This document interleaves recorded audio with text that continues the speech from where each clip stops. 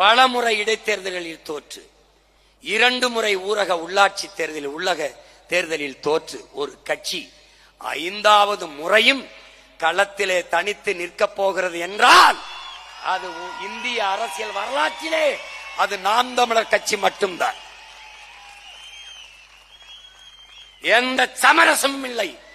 என் மக்களோடு சேர்ந்து என் மக்களுக்காக இந்த 2026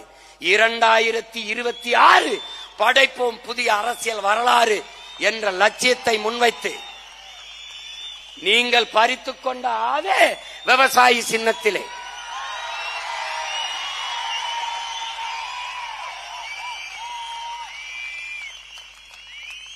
ஐயா ரஜினிகாந்த் அவர்கள் சொன்னது போல வந்துட்டேன்னு சொல்லு,